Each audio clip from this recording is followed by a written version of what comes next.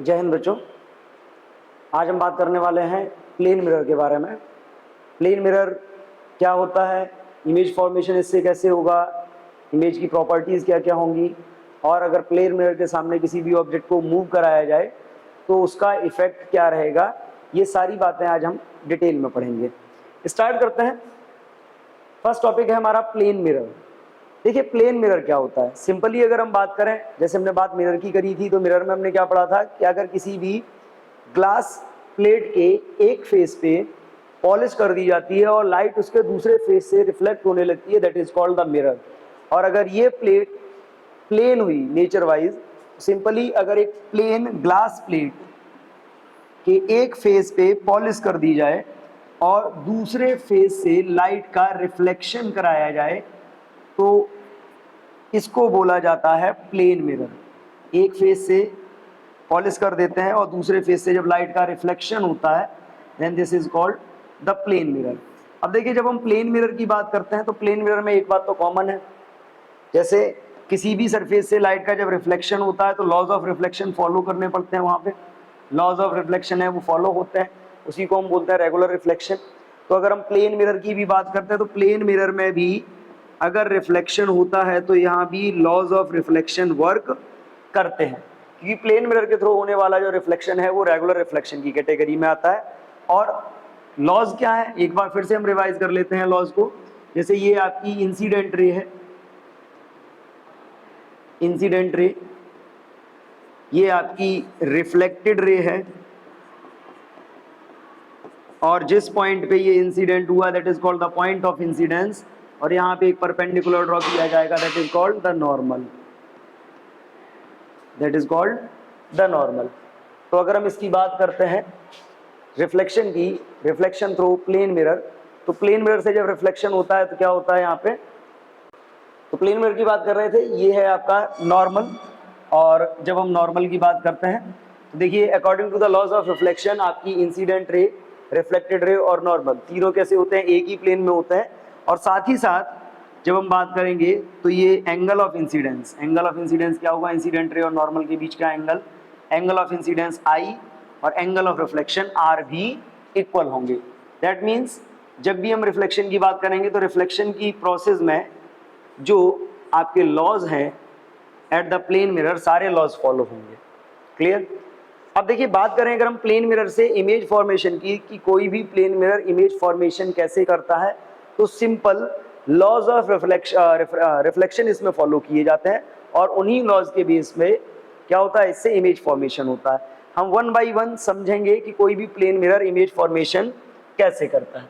तो देखिए अगर हम पॉइंट ऑब्जेक्ट के लिए बात करें, सपोज ये एक प्लेन मिरर है, ये एक प्लेन मिरर है, और इस प्लेन मिरर के थ्रू अगर हमें इमेज फॉर्मेशन करना है तो अब इस इमेज फॉर्मेशन के लिए देखिए, इमेज फॉर्मेशन के लिए इसके पीछे मान लीजिए आपने पॉलिश कर रखी है इस टाइप से, और एक ऑब्जेक्ट, पॉइंट ऑब्जेक्ट ओ इस मिरर से एल डिस्टेंस पे रखा हुआ है, एल डिस्टेंस पे रखा हुआ है या इससे डी डिस्टेंस पे रखा हुआ है।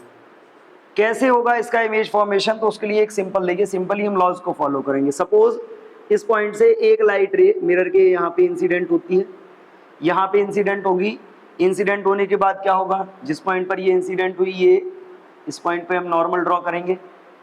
नॉर्मल ड्रॉ करेंगे तो क्या होगा, जिस एंगल पर ये इंसिडेंट हुई थी उतने ही एंगल पर ये रिफ्लेक्ट हो जाएगी। सपोज ये रिफ्लेक्ट होकर इधर चली गई। ऐसे ही अगर हम बात करते हैं तो इससे दूसरी लाइट रे मान लीजिए इधर कहीं इंसिडेंट होती है, मान लीजिए ये दूसरी लाइट रे यहाँ इंसिडेंट होती है। जब यहाँ इंसिडेंट होगी तो यहाँ पे भी एक नॉर्मल होगा, और उस नॉर्मल से सेम एंगल पर ये लाइट रे भी क्या होगी, रिफ्लेक्ट हो जाएगी। जब हम इन दोनों रिफ्लेक्टेड रेज को बैकवर्ड ड्रॉ करेंगे, जब हम इन दोनों रिफ्लेक्टेड रेज को बैकवर्ड ड्रॉ करते हैं तो देखिए ये दोनों रिफ्लेक्टेड रेज जब बैकवर्ड ड्रॉ करी जाएंगी तो ये दोनों रेज कहीं ना कहीं किसी न किसी पॉइंट पे एक दूसरे को इंटरसेक्ट करेंगी। तो जिस पॉइंट पे ये एक दूसरे को इंटरसेक्ट करेंगी उसी पॉइंट पे बनेगी इसकी इमेज, यहाँ पे बनेगी इसकी इमेज।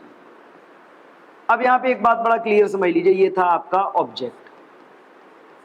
सिंपली जब भी किसी प्लेन मिरर के थ्रू रिफ्लेक्शन होता है तो रिफ्लेक्शन में जो इमेज बनती है वो प्लेन मिरर से बनने वाली इमेज, देखिए दोनों लाइट रेज को हमने क्या किया है, वर्चुअली एक्सटेंड किया है पीछे की तरफ, तब जाके इंटरसेक्ट कर रही है।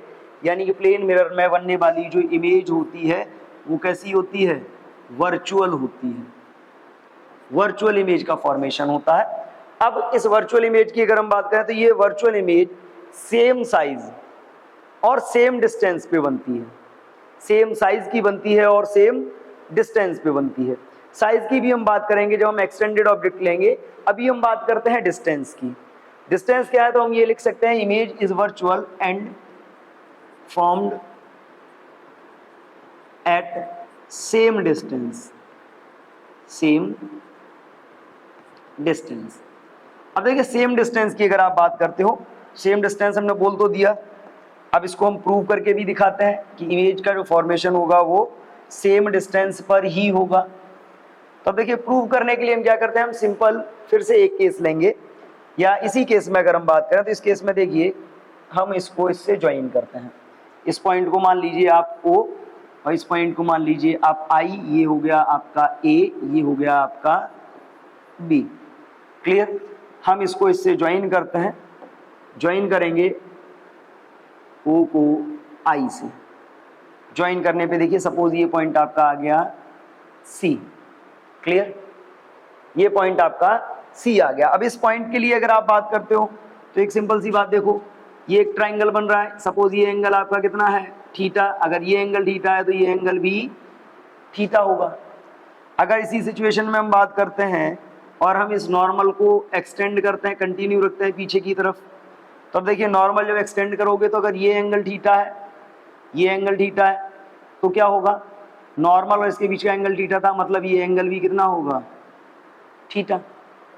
क्लियर, ये एंगल भी आपका थीटा हो जाएगा।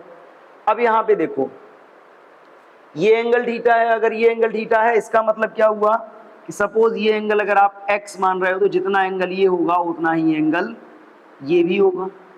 ये एंगल कितना है 90, ये एंगल कितना है 90। अब इन दो ट्राइंगल्स की अगर हम बात करें इस डायग्राम में बड़े ध्यान से हम देखते हैं, ट्राइंगल OAC और दूसरा है ट्राइंगल IAC। इन दोनों ट्राइंगल्स में देखो जो आपकी साइड है AC वो दोनों में है, यानी कि कॉमन साइड है। क्लियर, एंगल C इसमें भी 90 डिग्री है और इधर भी एंगल C कितना है 90 डिग्री, यानी कि ये वाला एंगल भी 90 डिग्री है, ये वाला एंगल भी 90 डिग्री है। और अगर हम ऊपर बात करें तो ऊपर देखिए ये एंगल आपका OAC, angle OAC is equal क्या है एंगल IAC। यानी कि इस दोनों ट्राइंगल्स में अगर हम बात करते हैं तो इन दोनों ट्राइंगल्स में दो एंगल हमको सेम मिल रहे हैं और एक साइड कॉमन मिल रही है। दो एंगल और एक साइड के कॉमन होने का मतलब है कि ये जो आपके ट्राइंगल्स हैं ये ट्राइंगल्स कैसे हो जाएंगे, सिमिलर हो जाएंगे।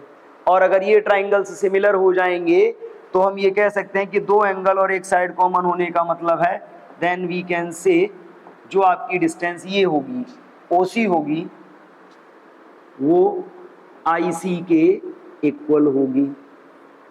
देख लीजिए इसी इमेज फॉर्मेशन को अगर हम कंटिन्यू करते हैं और इसी इमेज फॉर्मेशन के बेस पे देखते हैं तो ये जो ट्राइंगल बन रहा है इमेज फॉर्मेशन का, इन दोनों ट्राइंगल्स को कंपेयर करते हैं, ये एंगल जितना होगा उतना ही एंगल ये होगा, ये 90 ये भी 90 और ये वाली साइड दोनों में कॉमन है। साइड दोनों में कॉमन है मतलब ट्राइंगल्स कैसे होगा सिमिलर, और सिमिलर ट्राइंगल होगा मतलब ये वाली साइड इस साइड के इक्वल होगी, जब ये वाली साइड इस साइड की इक्वल होगी तो हम कह सकते हैं कि image is formed at the same distance. Clear. अब बात अगर हम साइज की करें, यहाँ पे तो हमने जो इमेज फॉर्मेशन किया था वो किसी पॉइंट ऑब्जेक्ट का किया था। अगर हम यही किसी एक्सटेंडेड ऑब्जेक्ट के लिए बात करते हैं तो एक्सटेंडेड ऑब्जेक्ट के केस में प्लेन मिरर से जो इमेज फॉर्मेशन होता है वो सेम साइज का होता है, सेम डिस्टेंस पे भी होता है और सेम साइज का भी होता है।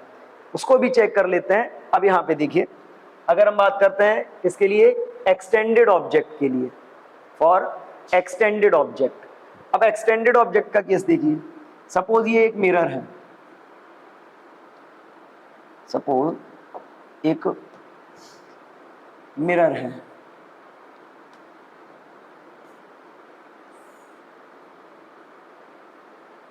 ये एक मिरर है और इस मिरर की अगर हम बात करें, इस मिरर के एक साइड हमने पॉलिश किया हुआ, क्लियर।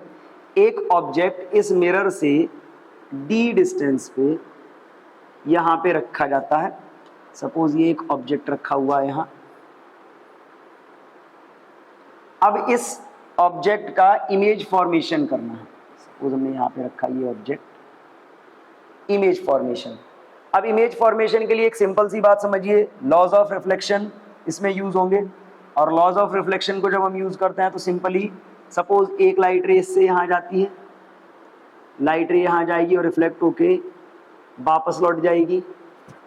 दूसरी लाइट रे मान लीजिए यहां से यहां जाती है और सेम एंगल पे क्या होगा, ये रिफ्लेक्ट हो जाएगी।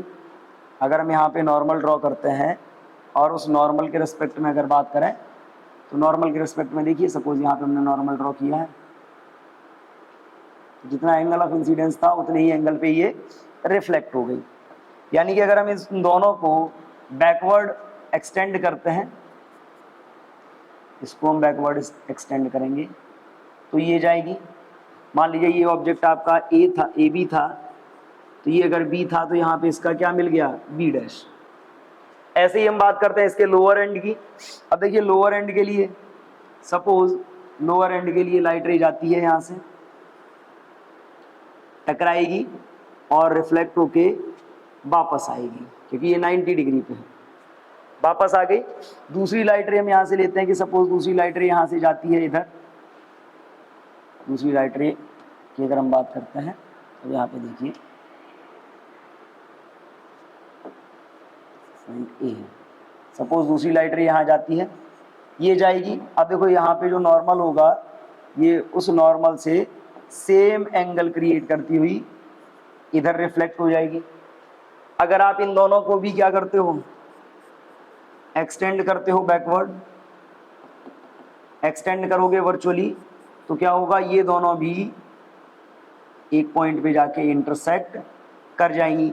ये पॉइंट ए से चलने वाली वेव्स यहाँ पे इंटरसेक्ट कर रही है, तो यहाँ पे क्या बनेगा, ए डैश।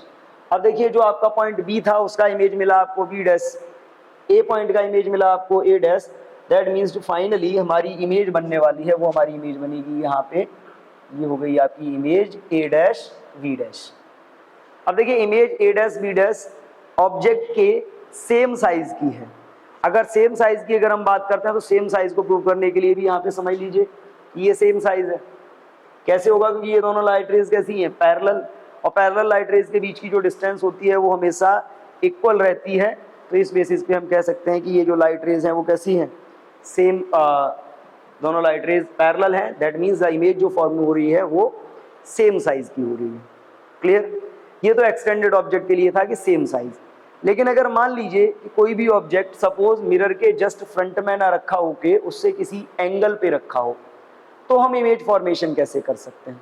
तो देखो इमेज फॉर्मेशन के भाई सिंपल से वही रूल है कि आप सपोज आपके पास एक मिरर है, ये एक मिरर है और इस मिरर के सामने एक ऑब्जेक्ट हमने यहाँ पर रखा हुआ है। हम पॉइंट ऑब्जेक्ट की ही बात कर लेते हैं, पॉइंट ऑब्जेक्ट के केस में इसको ले लेते हैं। सपोज ये एक मिरर है और इस मिरर के सामने एक ऑब्जेक्ट यहां पे कहीं रखा हुआ है, यहां पे कहीं रखा हुआ है। अब इस ऑब्जेक्ट का इमेज फॉर्मेशन कैसे होगा, क्योंकि मिरर यहां तक है, ऑब्जेक्ट आपका यहां है ओ।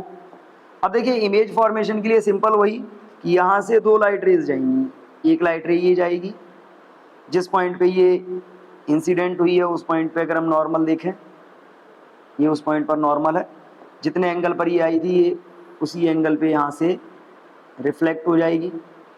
दूसरी लाइट रे मान लीजिए यहाँ से ये इंसिडेंट होती है इस पॉइंट पे, इस पॉइंट पे भी हम वही बात करेंगे कि ये जितने एंगल पे आई थी उतने ही एंगल पे क्या होगा, ये वापस जाएगी। तो जितने एंगल पे ये आई थी उतने ही एंगल पे इसका भी रिफ्लेक्शन हो जाएगा। अब इन दोनों रिफ्लेक्टेड रेज को अगर हम बैकवर्ड ड्रॉ करते हैं तो दोनों रिफ्लेक्टेड रेज को बैकवर्ड ड्रॉ करने पे क्या होगा, ये दोनों लाइट रेज कहीं ना कहीं इंटरसेक्ट करेंगी, जहां पे ये दोनों लाइट रेज इंटरसेक्ट करेंगी फाइनली हमारी इमेज वहीं बन जाएगी। तो कोई भी प्लेन मिरर है, प्लेन मिरर से जब भी आपको इमेज फॉर्मेशन करना है तो सिंपली आप उस ऑब्जेक्ट से दो लाइट रेज निकालिए और दोनों को मिरर पर इंसिडेंट करा के उसका रिफ्लेक्शन कराइए, और रिफ्लेक्शन के लॉज को फॉलो करते हुए जब उन लाइट रेज को आप बैकवर्ड ड्रॉ करोगे, वो जहाँ पे इंटरसेक्ट कर जाएंगी वहीं पे उसकी इमेज बन जाएगी। तो चाहे ऑब्जेक्ट आपका सामने रखा हो या ना रखा हो, कोई प्रॉब्लम नहीं है इमेज फॉर्मेशन में। अगर इमेज फॉर्मेशन हो सकती है तो हम उसकी इमेज फॉर्मेशन जरूर करेंगे। जैसे ये देख लीजिए, ये सामने नहीं था फिर भी इसकी इमेज हमको यहाँ पे मिल गई। क्लियर? तो ये तो था कि ऑब्जेक्ट, कोई भी जब ऑब्जेक्ट रखा जाता है प्लेन मिरर के सामने, तो प्लेन मिरर क्या करता है, उसकी वर्चुअल इमेज बनाता है। वर्चुअल इमेज बनाने के साथ साथ एक चीज और होती है कि जैसे ये एक प्लेन मिरर है, इस प्लेन मिरर के सामने कोई भी ऑब्जेक्ट रखा हुआ है, मान लीजिए ये पी इस टाइप से लिखा हुआ है, तो इसकी जो इमेज बनेगी सेकंड साइड वो ऐसी बनेगी, सेम साइज की बनेगी, सेम डिस्टेंस पे बनेगी, बट इस टाइप की इमेज आपको दिखाई देगी। इस टाइप की इमेज की दिखाई देने का मतलब है, इसको बोला जाता है लेटरल इन्वर्जन। Lateral inversion.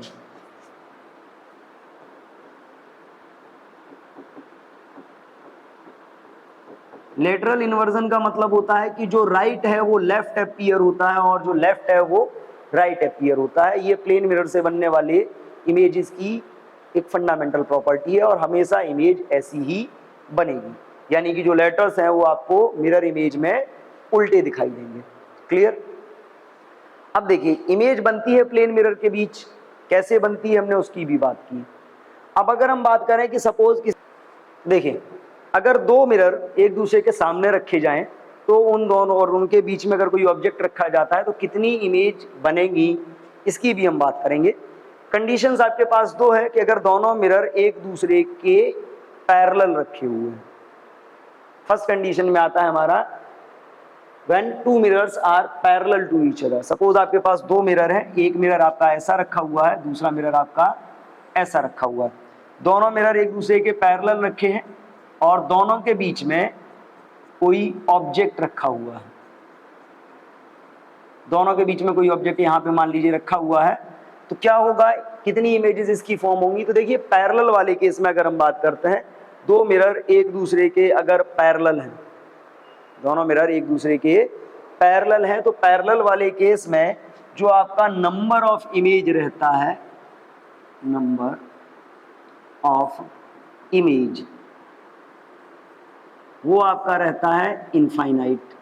अगर इस टाइप से दो मिरर एक दूसरे के सामने रखे हुए हैं तो इस कंडीशन में जो आपकी नंबर ऑफ इमेजेस बनेंगी वो कितनी होंगी, इनफाइनाइट इमेजेस बनेंगी। क्लियर? अब इसमें देखिए, इनफाइनाइट इमेज जब इसमें बनेंगी, दूसरा केस ये आता है कि मान लीजिए जो आपके मिरर हैं वो एक दूसरे से कुछ एंगल पर, नॉर्मल वाली हम बात कर रहे हैं कि नॉर्मल रखे हुए हैं या किसी भी एंगल पे रखे हुए हैं। When two mirrors are normal to each other are at some angle, at some angle to each other. Normal वाली हम कंडीशन ही, हम एक नॉर्मल मतलब एवरेज कंडीशंस ले लेते हैं कि किसी भी एंगल पे सपोज दो मिरर एक दूसरे के साथ रखे हुए हैं। सपोज दो मिरर इस टाइप से रखे हुए हैं, एक मिरर ये है और दूसरा मिरर इससे कुछ एंगल पे ये रखा हुआ है, थीटा एंगल पे, और इनके बीच में कोई ऑब्जेक्ट रखा है। अब इसकी कितनी इमेजेस बनेगी, तो इसकी कितनी इमेजेस बनेंगी, उन इमेजेस को फाइंड करने के लिए अगर हम बात करें तो कई केसेस इसमें बनते हैं। जैसे पहला केस ये बनता है, सिंपली अगर हम फॉर्मूले से इसका बात करते हैं, case one, if 360 upon theta is equal n, और ये n कैसा आ जाए आपका, इवन नंबर आ जाए। अगर दोनों मिरर जो एक दूसरे से किसी एंगल पे रखे हुए हैं उनके बीच का एंगल जो थीटा है 360 में अगर हम डिवाइड करते हैं तो नंबर हमको इवन मिले। अगर इवन नंबर मिलता है तो इवन नंबर के केस में देखिए, then for symmetric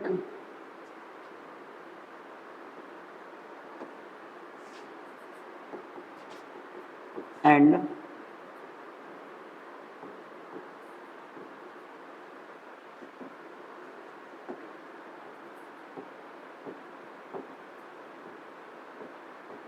symmetric and asymmetric both.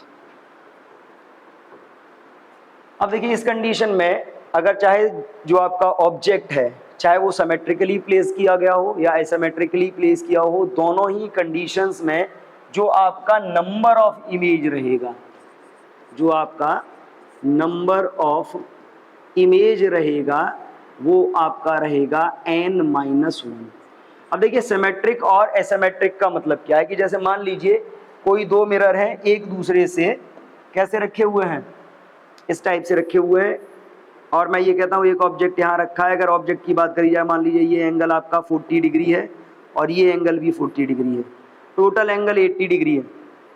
यह हम बात करते हैं ये 60, टोटल एंगल 60 है, ये 30 और ये 30, यानी कि दोनों जो ऑब्जेक्ट है वो दोनों मिरर से सेम एंगल पे है, तो इसको सिमेट्रिक कंडीशन बोलेंगे। और सिमेट्रिक कंडीशन हो चाहे एसिमेट्रिक हो, एसिमेट्रिक का मतलब क्या है कि ये एक मिरर है, एक मिरर ये है, और मैं आपसे कहता हूं कि ये आपका जो रखा हुआ है इस टाइप से, मान लीजिए ये एंगल आपका मिरर आपके इस टाइप से रखे हुए हैं, या मैं कहता हूँ इस टाइप से 120 का टोटल एंगल है, और या इसी की अभी हम बात कर रहे हैं, ये मान लीजिए 60 है। ऑब्जेक्ट आपका यहाँ रखा हुआ है, ये आपका 20 डिग्री और इधर का आपका 40 डिग्री, मतलब 60 डिग्री तो है दोनों मिरर्स के बीच का एंगल, लेकिन ऑब्जेक्ट जो है ऑब्जेक्ट एक से 20 डिग्री पे है, एक से 40 डिग्री पे है, तो ये जो सिचुएशन होगी इसको बोलेंगे एसिमेट्रिक। तो इस कंडीशन में हो चाहे साइमेट्रिक कंडीशन में हो चाहे एसिमेट्रिक कंडीशन में हो, दोनों ही कंडीशन में जो आपका नंबर ऑफ इमेज रहेगा वो नंबर ऑफ इमेज आपका n-1 रहेगा। दूसरी कंडीशन की हम बात करते हैं। दूसरी कंडीशन में देखिए केस 2 क्या बनेगा इसका। केस 2 जो होता है प्लेन मिरर के लिए कि अगर 360 divided by theta is equal n, यानी कि n कैसा नंबर हो जाए आपका, ऑड नंबर। अब देखिए ऑड नंबर के केस में, यानी कि मान लीजिए जैसे थीटा 120 है, अगर थीटा 120 है तो कितना होगा 360 बाई 120 यानी कि 3, तो नंबर आ जाएगा आपका odd.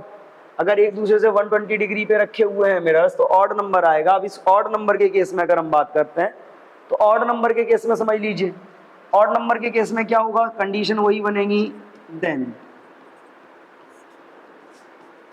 For symmetric. Clear.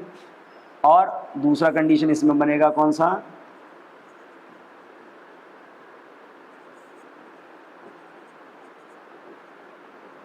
Asymmetric.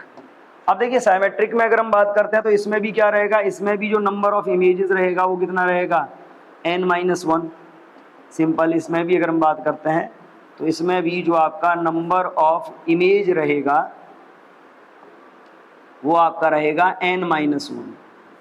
But asymmetric के केस में जब हम बात करते हैं तो इस केस में जो आपका रहेगा number of image, number of image जो आपका आएगा वो n के इक्वल आएगा। कंडीशन समझ लीजिए, साइमेट्रिक का मतलब होता है कि ऑब्जेक्ट दोनों मिरर से सेम एंगल पे होगा। एसिमेट्रिक का मतलब होता है कि जो ऑब्जेक्ट है वो एक मिरर से कम एंगल क्रिएट करेगा, दूसरे मिरर से ज्यादा एंगल क्रिएट करेगा, तो इसको बोलेंगे एसिमेट्रिक कंडीशंस। क्लियर। देखिए नेक्स्ट टॉपिक है हमारा minimum size of mirror required to see self image. कभी कभी प्लेन मिरर से रिलेटेड ऐसे क्वेश्चन भी पूछे जाते हैं कि सपोज प्लेन मिरर के सामने कोई खड़ा हुआ है, वो अपनी खुद की फुल इमेज देखना चाह रहा है, फुल साइज इमेज, तो कम से कम कितनी लेंथ या कितने साइज का हमको मिरर चाहिए। या कभी कभी क्वेश्चन ऐसा भी दिया जा सकता है कि एक इंसान मिरर और एक ऑब्जेक्ट के बीच में खड़ा है, अगर वो इंसान उस मिरर में उस ऑब्जेक्ट की फुल इमेज देखना चाह रहा है तो मिरर कम से कम कितने साइज का चाहिए। हम उसी की बात करने वाले हैं। पहले हम बात करेंगे सेल्फ इमेज के केस में। अब देखिए सेल्फ इमेज के केस में अगर हम बात करते हैं, सपोज ये एक मिरर है, सपोज हम एक मिरर ले लेते हैं, एक मिरर है, ये एक प्लेन मिरर है, और इस मिरर में कोई अपनी खुद की इमेज देखना चाह रहा है। सपोज यहाँ पे एक इंसान खड़ा हुआ है और ये इंसान अपनी खुद की इमेज इसमें देखना चाह रहा है। देखिए खुद की इमेज देखने के लिए क्या होगा, अगर इसको अपनी खुद की इमेज इसमें देखनी है तो अब खुद की इमेज के लिए देखिए, सपोज यहाँ पे इसकी ये आई है, इसको खुद की इमेज देखनी है। खुद की इमेज देखने के लिए क्या होगा, अगर हम इसकी इमेज की बात करें, सपोज ये इस मिरर से d डिस्टेंस पे है, तो अगर ये मिरर के इस तरफ d डिस्टेंस पे खड़ा हुआ है, ये आपका मिरर है, तो ये आपको मालूम है कि प्लेन मिरर में जो इमेज बनेगी वो इस तरफ d डिस्टेंस पर ही बनेगी, यानी कि जो इसकी मिरर इमेज बनेगी वो इमेज कुछ इधर रहेगी इस टाइप से। क्लियर, इमेज इधर बनने वाली है। अब अगर हम इस इमेज की बात करें कि इस इमेज की, ये अपनी खुद की इमेज देखना चाह रहा है इसमें, तो इमेज ये कैसे देखेगा। आप देखिए इमेज का मतलब क्या है कि ये इमेज जो आपको दिखाई देगी वो कहाँ, आइज पर बनेगी। अब अगर हम आइज की बात करते हैं कि सपोज ये है, अगर मैं यहाँ से बात करूँ तो क्या होगा, यहाँ से जो लाइट रेज आ रही होंगी ये कहाँ पड़ रही होंगी, जाके इसकी आई पे, और यहाँ से भी जो लाइट रेज आ रही होंगी वो भी कहाँ जाके पड़ रही होंगी, इसकी आई पे। अब देखिए जैसे ये है, ये इसके फीट है, यानी कि यहाँ से आने वाली लाइट रेज भी कहाँ पड़ेंगी, इसकी आइज पे पड़ेंगी। अब यहाँ से आने वाली लाइट रेज अगर एक्चुअली में बात की जाए तो लाइट रेज ये यहाँ से तो आ नहीं रही, लाइट रेज कहाँ से आ रही है अगर हम उसकी बात करते हैं तो अब उसके लिए देखिए लाइट रेज एक्चुअली में आ रही है यहाँ से। ये जो लाइट रे है अगर बात करते हैं तो लाइट रे, एक्चुअल जो लाइट रे आपकी आ रही है वो यहाँ से आ रही है, ये लाइट रे यहाँ पे आ रही है और रिफ्लेक्ट होके इधर पड़ रही है, और दूसरी लाइट रे यहाँ से आ रही है और रिफ्लेक्ट होके इधर पड़ रही है। जब आइज पे पड़ रही है तो क्या बन रही है, इमेज। यहाँ पे इमेज हमको बनती हुई दिखाई दे रही है। अब अगर हम इस इमेज के केस में बात करते हैं, अब इस इमेज का ही केस ले लीजिए। सपोज ये जो आपकी आइज है, यहाँ से हम क्या करते हैं, हम यहाँ से एक स्ट्रेट लाइन ड्रॉ करते हैं इस टाइप से। स्ट्रेट लाइन अगर हम इसकी एक ड्रॉ करेंगे, सपोज ये इस टाइप से, यहाँ पे देखिए आपको दो ट्राइंगल बनते हुए दिखाई दे रहे हैं। हम इसको नाम दे देते हैं ए, इसको नाम हमने दे दिया बी, इसको नाम दे दिया सी, ये हो गया आपका पी, ये हो गया आपका, ये आपका पी, ये आपका क्यू, ये आपका R, P Q R A B C ये हो गए। और अगर हम बात करते हैं, हम इधर क्या करते हैं, पी क्यू आर, इसको हम मान लेते हैं एक्स, इसको हम मान लेते हैं वाई, और इसको हम मान लेते हैं जेड। अब इस डायग्राम में जरा देखिए, इस डायग्राम में अगर हम बात करें तो इस डायग्राम से हमको क्या दिखाई दे रहा है कि जो हमको देखना है अपना खुद का इमेज, तो खुद के इमेज को देखने के लिए लेंस का केवल कितना पोर्शन यूटिलाइज हो रहा है, जितना पोर्शन यूटिलाइज हो रहा है हम उसको इंडिकेट कर लेते हैं। केवल ये पोर्शन यूटिलाइज हो रहा है लेंस का, मिरर का, ना इसके ऊपर के पोर्शन से हमको कोई मतलब है, ना इसके नीचे के पोर्शन से हमको कोई मतलब है। जब केवल इतना पार्ट यूटिलाइज हो रहा है तो मान लीजिए ये आपका हो गया x, ये हो गया आपका y, x और y। अब यहाँ पे देखिए अगर हम ट्राइंगल्स की बात करें तो पहले हम कौन सा ट्राइंगल लेते हैं, ट्राइंगल ये y है, ये क्या हो जाएगा पी क्यू और y, P Q Y, and दूसरा ट्राइंगल हमने इसके साथ क्या ले रखा है, ए सी वाई, ए सी वाई। कैसा बनता दिखाई दे रहे हैं ये दोनों ट्राइंगल, ये वाई, ये पी, ये क्यू, कुछ ऐसे बनते दिखाई दे रहे हैं, बल्कि अगर बात करें तो ऐसे। अब इस केस में देखिए ए सी वाई हमको ऐसा बनता हुआ दिखाई दे रहा है। अब इसमें है क्या, इसमें अगर आप बात करते हो ये हो गया आपका ए, ये आपका सी। इस डायग्राम में अगर आप देखते हैं तो देखो इधर का भी डी है, इधर का भी डी है, यानी कि ये भी डी और ये भी डी, टोटल मिला के ये कितना हो गया 2D। अगर इन दोनों ट्राइंगल्स की बात करें तो ये दोनों ट्राइंगल्स आपके कैसे आ रहे हैं, सिमिलर। सिमिलर क्यों आ रहे हैं, देखो ये एंगल दोनों में कॉमन है, ये दोनों एंगल कैसे हैं 90 डिग्री है, और अगर हम बात करें तो ये लाइन इसके पैरेलल है, मतलब ये एंगल भी आपस में सेम होंगे, तो दोनों ट्राइंगल कैसे हो गए, सिमिलर। और जब दोनों ट्राइंगल सिमिलर हो गए तो दोनों ट्राइंगल के सिमिलर होने का मतलब है पी क्यू। अगर हम बात करते हैं तो P Q upon A C is equal क्या होगा, Q Y upon C Y. मतलब आपका जो पी क्यू हो गया अपॉन ए सी की वैल्यू कितनी है, X, is equal Q Y कितना हो जाएगा, डी प्लस डी यानी कि 2d, सी वाई कितना डी, डी से डी कैंसिल, यानी कि जो आपका पी क्यू आया वो कितना आया, 2x। क्लियर। सिमिलरली अगर हम बात करें दूसरा ट्राइंगल इसमें ले लेते हैं। सिमिलरली अगर आप दूसरा ट्राइंगल ले लेते हो, ये नीचे वाला देखो ट्राइंगल कौन सा ले रहे हो, triangle Q R Y, Q R Y and triangle कौन सा है, C B Y, C B Y. अगर आप इन दोनों ट्राइंगल्स को भी देखते हो तो ये दोनों ट्राइंगल्स भी कुछ ऐसे दिखाई दे रहे हैं, क्यू आर वाई, ये आपका यहाँ पे है सी, ये बी और ये वाई, दोनों के बीच में अगर आप बात करते हो सिमिलरली फिर से वही कॉन्सेप्ट, ये भी डी, ये भी डी, और ये दोनों ट्राइंगल भी आपके कैसे हो गए, सिमिलर। अगर ये भी सिमिलर है तो इनमें भी क्या होगा, Q R upon C B is equal क्या होगा आपका, Q Y upon C Y, यानी कि Q R upon C B की वैल्यू क्या आपने वाई मान रखा है, ये क्या होगा 2d अपॉन डी, यानी कि ये भी कैंसिल, और यहां से आपका क्या आया, Q R is equal 2y। दूसरा रिलेशन देखिए, अब यहां से आपको दो रिलेशन मिल गए। अब अगर हम इस इमेज की बात करें तो इस इमेज के लिए देखिए, suppose the height of man is h, तो इमेज की हाइट भी कितनी होगी, h होगी। तो अगर हम इस केस में बात करते हैं तो इस केस में हमको क्या मिलने वाला है, जो आपका पी क्यू और क्यू आर है, P Q plus Q R is equal height, height. Clear. P Q plus Q R, P Q की वैल्यू कितनी है 2x, क्यू आर की वैल्यू कितनी है 2y is equal h, 2 common आ जाएगा तो x plus y is equal कितना आया, ये 2 कॉमन है, x plus y is equal आया h, तो यहां से क्या आएगा आपका x plus y is equal h/2।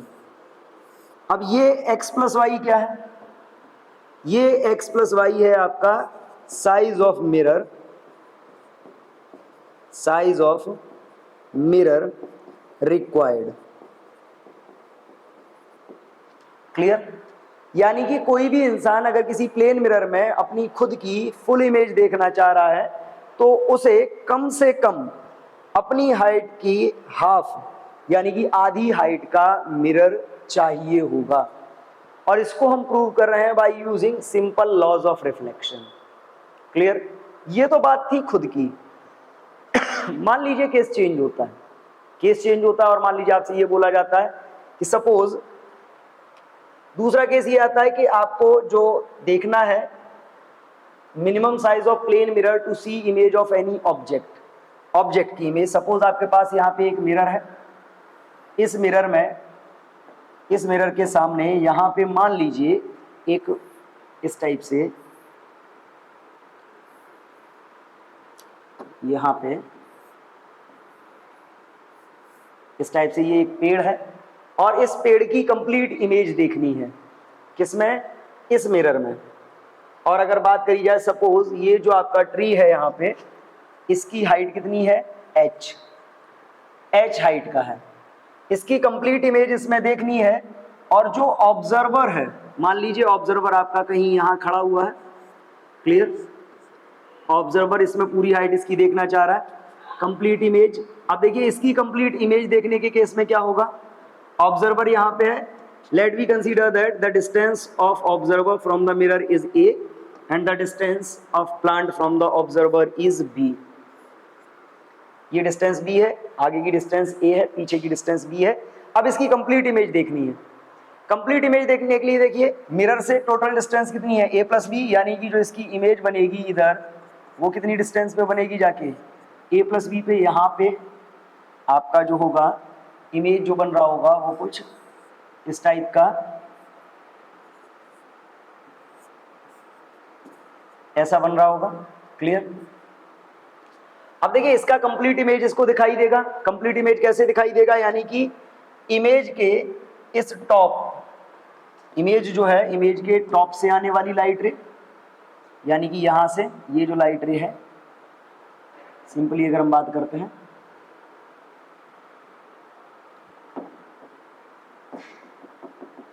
ये इमेज के टॉप से आने वाली लाइट रे,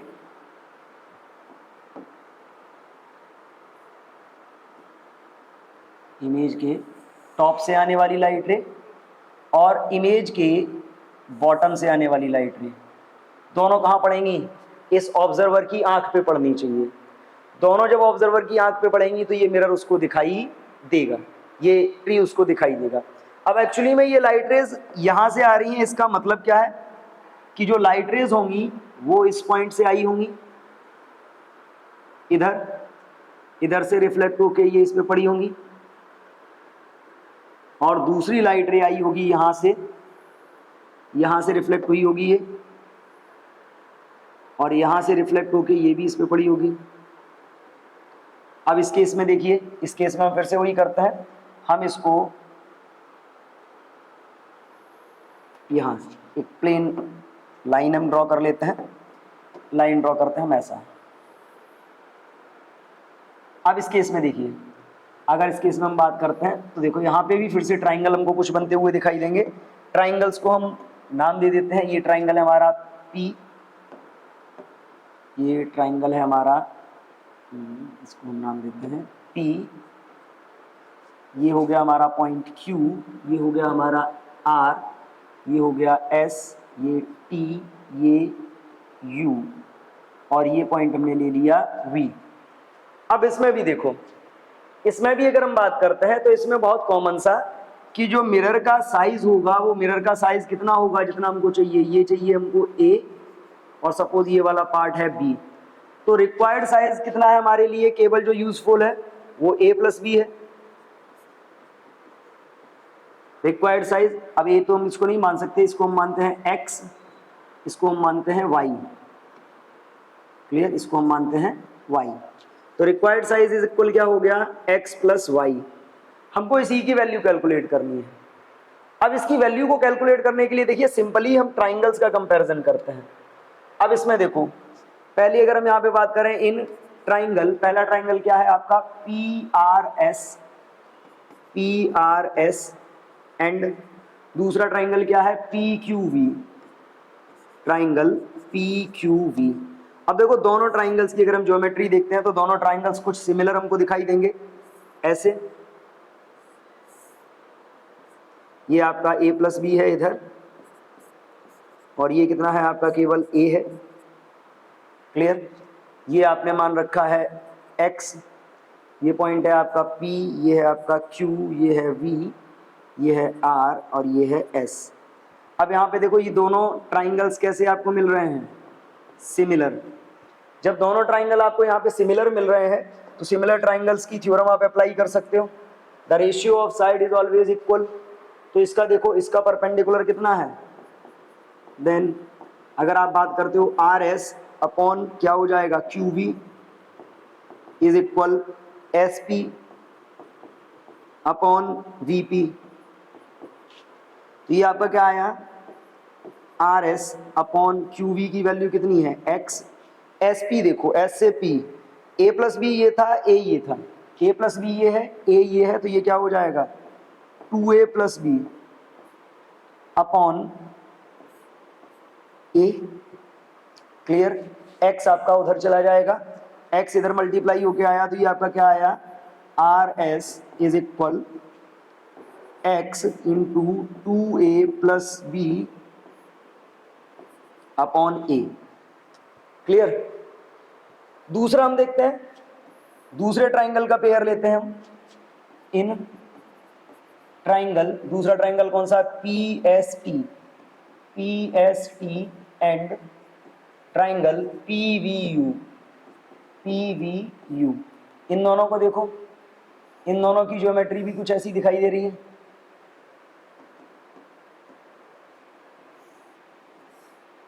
ये आपका S, ये T, ये है आपका v, ये है u, ये है आपका p, ये डिस्टेंस आपकी a और ये डिस्टेंस a प्लस b, ये है आपका y। अब इस सिचुएशन में देखो, इस सिचुएशन में ये ट्राइंगल्स भी कैसे हैं आपके, सिमिलर है।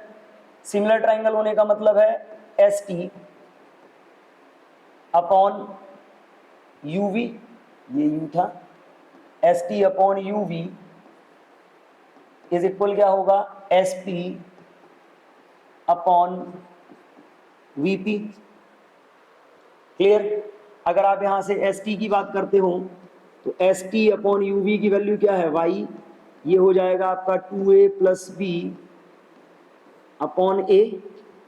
फिर से अगर आप इसको ले जाते हो उधर तो उधर क्या हो जाएगा, y, ये हो गया आपका S T is equal y in bracket 2a plus B upon a. अब यहां पे देखो, अगर हम इन दोनों को देखें, ये आर एस मिल गया, वो एस टी मिल गया, आर एस और एस टी। अगर हम आर एस और एस टी दोनों को मर्ज करके कंप्लीट इसको देखें तो अब मर्ज करके कंप्लीट करने पे क्या होगा, उसकी हम बात कर लेते हैं नाउ। जब आप are S plus S T की बात करते हो, ये किसके इक्वल हो जाएगा, x in bracket 2a plus B upon a plus y in bracket 2a plus B upon a. 2a plus B upon a common आ जाएगा। देखो R S plus S T ये किसके इक्वल होगा, हाइट ऑफ ऑब्जेक्ट के equal होगा, height of tree जैसे हमने मान रखा था। ये किसके इक्वल हो गया, h इज इक्वल क्या होगा, x प्लस वाई आ जाएगा, ये आ गया। और इधर क्या कॉमन आ रहा है, 2a plus B upon A. x plus Y ही हमको फाइंड करना है। x प्लस वाई जब हमको फाइंड करना है तो अगर हम यहाँ से देखते हैं x प्लस वाई की वैल्यू, तो क्या x प्लस वाई की वैल्यू निकल के आ रही है, सिंपली देखो इसको आप इधर ट्रांसफर करोगे क्या निकल के आएगा, x plus y is equal h into a upon 2a plus b. This is the required size of mirror. तो इस टाइप से हम यूज करके, फॉर्मूले को यूज करके मिरर के रिक्वायर्ड साइज को कैलकुलेट कर सकते हैं, काउंट कर सकते हैं कि हमें कितना मिरर चाहिए किसी भी ऑब्जेक्ट की फुल इमेज को फाइंड करने के लिए।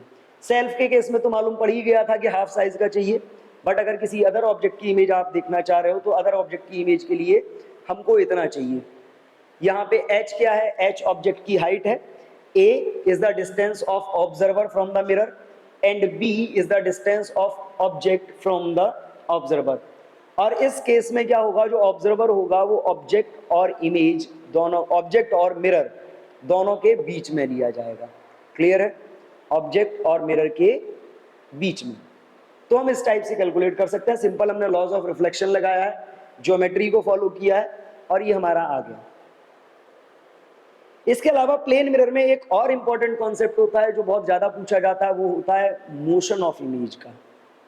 मोशन ऑफ इमेज का मतलब आप समझ लीजिए कि मान लीजिए कोई भी प्लेन मिरर है और उस मिरर में किसी ऑब्जेक्ट की इमेज बन रही है।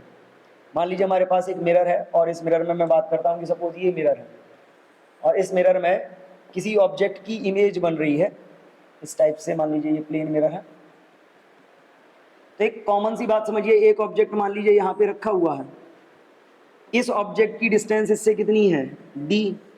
तो ये बात हमको मालूम है कि इसकी जो इमेज बनेगी वो दूसरी तरफ d डिस्टेंस पे बनेगी, इस टाइप से सेम साइज की। अब होगा क्या, अगर हम इसको आगे ले जाते हैं, इसको अगर हम मूव कराते हैं विद वेलोसिटी v, तो ये इमेज भी उतनी ही पास आती जाएगी।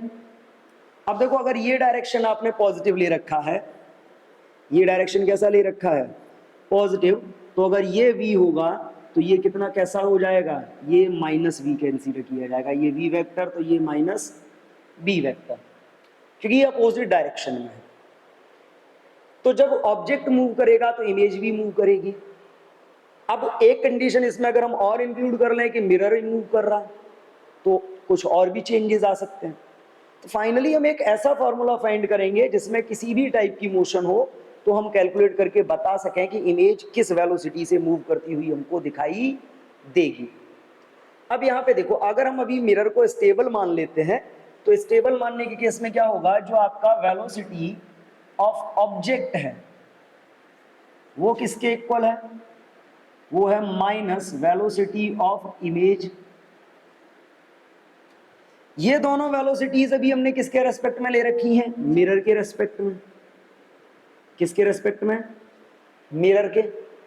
तो अब यहाँ पे देखो, अगर हमने ये दोनों वेलोसिटीज मिरर के रेस्पेक्ट में ले रखी हैं तो हम इसको क्या लिख सकते हैं, velocity of object with respect to mirror is equal minus velocity of image with respect to mirror.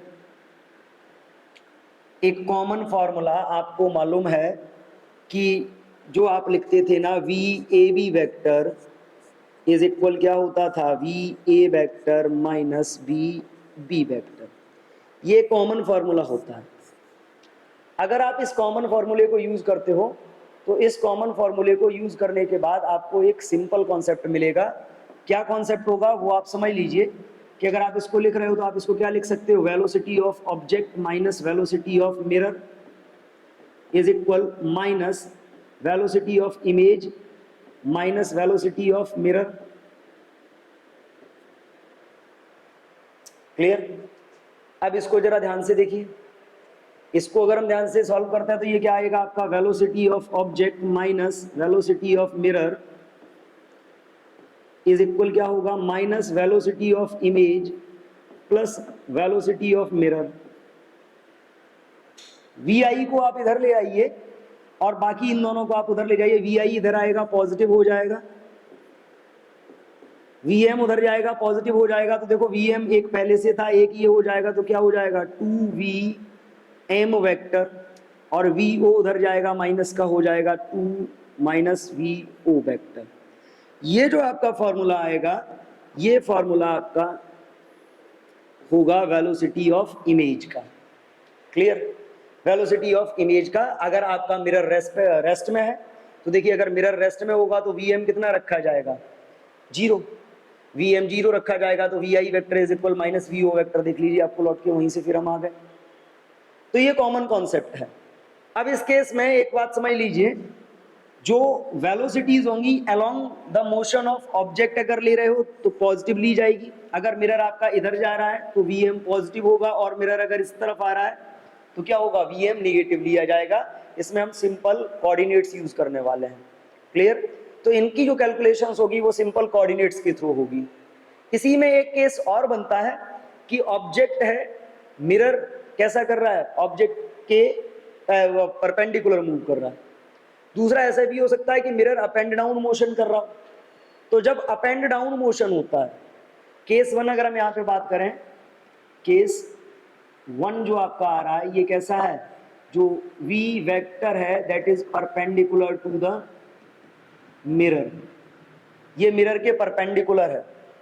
और अगर केस टू में हम बात करते हैं, केस टू कैसा है कि ऑब्जेक्ट आपका ऊपर या नीचे मूव कर रहा है। कैसा मूव कर रहा है, ऊपर या नीचे, मतलब मिरर के पैरेलल मूव कर रहा है। केस टू में क्या होगा, जो आपका v वेक्टर होगा that is parallel to the mirror. अगर पैरेलल टू द मिरर की बात आती है तो जितना ऊपर ये जाएगा उतना ही ऊपर ये भी जाएगा, और उतना ही ऊपर जाने का मतलब है कि इस केस में आपका जो वेलोसिटी ऑफ ऑब्जेक्ट होगा वही आपका वेलोसिटी ऑफ इमेज होगा। अगर वी ओ पॉजिटिव तो वी आई पॉजिटिव, अगर वी ओ निगेटिव तो वी आई निगेटिव। और पैरेलल मोशन में मिरर की वेलोसिटी का कोई इफेक्ट नहीं पड़ता इसके इमेज की मोशन पर। क्लियर।